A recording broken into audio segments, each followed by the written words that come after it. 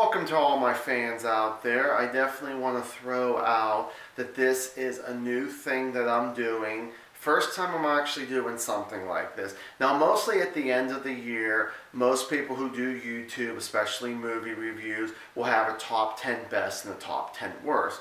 Well, I haven't got to that point where I can get a chance to go see every movie every week like I would like to. So I have a new thing I'm going to try to do and see how well this actually goes. So this is actually going to be my top list of all comic book movies from worst to best. Now this year we actually had 6. So let's start off with the worst. Number 6, Batman v Superman, with Ben Affleck as Batman, who was probably one of the only good things about this film, and Henry Cavill as Superman. I feel like he could have done a lot better in this one as much as he did in Man of Steel, but in his own standalone film. Well, the reason why I'm putting this one as the worst of all of them is because, well, first off, one thing is Jesse Eisenberger. Okay, him as Lex Luthor was horrible. The story didn't go that well. There were times that you really just didn't care about a lot of these characters. There should have been a lot more action in a film like this. It should have been a lot more of a better battle than what it was. And directed by Zack Snyder, he just really didn't impress me with this kind of film. Number 5 right now is XMen Apocalypse. This was the other film that I was not a big fan of, but the reason why I'm giving this one a little bit slightly above Batman v Superman, other than it still had its own same problem, was I gotta go with it had a little bit more humor. It actually had a little bit more of a better story, but the thing that bothered me, just like Batman v Superman, was the villain. The person who played Apocalypse was not that good. Some of the actors did a good job, some were okay. Someone like Mystique, Jennifer Lawrence, I didn't really care for her anymore. The whole, be blue and proud and all that. And it's like, no, she could change any time. So that one could have been a lot better. I was expecting that one to be good, and after Days of Future Past, this one really flopped down, didn't it? Just like a fish on land.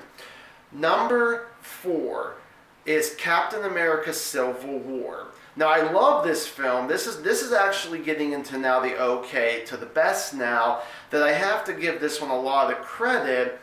But the thing about Marvel, that they don't always give the bad guys the greatest, so that you have to always have your heroes fight each other. And this one was pretty much Team Cap versus Team Iron Man on this one. I have to admit, I was Captain America all the way on this one, but you have to look at both sides and kind of agree and disagree on what they were going through on this one. I thought the acting was great. I thought it was a great introduction to Spider-Man, I gotta say, like the 2 or 3 scenes that he was actually in. Love that guy there. Can't wait for Homecoming next year, and hopefully that's going to be a good one that will be on this list for next year too. Black Panther and Bucky had a great fight scene in that, and they had like 2 fight scenes, I think, and I thought they were the best things about that film, were those 2 fight scenes here.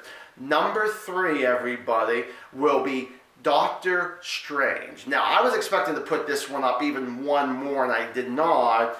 But the thing with Doctor Strange is that this is the last one that came out of this year. This was fun. This was enjoyable. It kind of gave me a little bit of like Thor meets Iron Man a little bit. More Iron Man, I feel like, just how much of a dick he actually was for a long time. And I still think he kind of was, but he was actually kind of saving people a lot more on than I have to give, Benjamin Cumberbatch a really huge applaud and a bow that I just kind of jumped ahead there. I gotta say thank you so much for doing a good job as Doctor Strange. Thank you so much. Like he's really gonna see this video.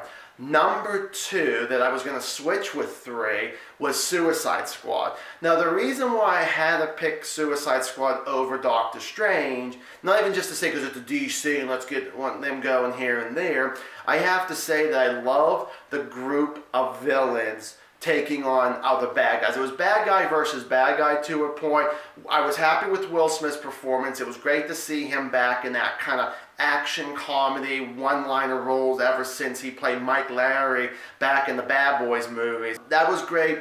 The person who played Harleen Quinn did a great job. Jared Leto was actually okay as a Joker, but he really wasn't in it that much. I can't wait to see more of him, especially if he's in any of the individual Ben Affleck Batman movies that will be coming out in the next couple years or so.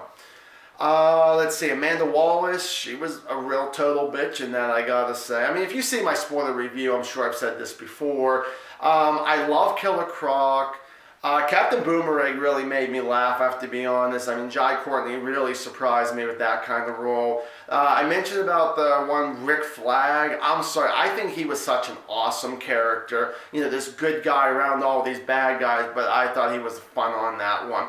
Now we get to my number one all-time favorite comic book movie of 2016, Deadpool. This is with Ryan Reynolds. He was born to play this role. I gotta be honest, the whole breaking the fourth wall, talking to the audience was very funny. I thought, you know what, there was really nothing wrong with this film. This was literally a perfect comic book movie. It was an R-rated movie, but it was fun, it was violent, it was enjoyable. I mean, there were times that there were some serious parts in there too, but most of the time it was what it was, and it was nothing but funniness and maybe cruel humor, sex humor, whatever. But boy, was it such a fun movie to go see. And I have to be honest, I feel like out of all the movies that came out this one deserved to be the number one film of 2016 of comic book movies. Thank you so much, Deadpool, for actually bringing a lot of joy. I can't believe you guys actually even came out around Valentine's Day, but thank you. Thank you so much once again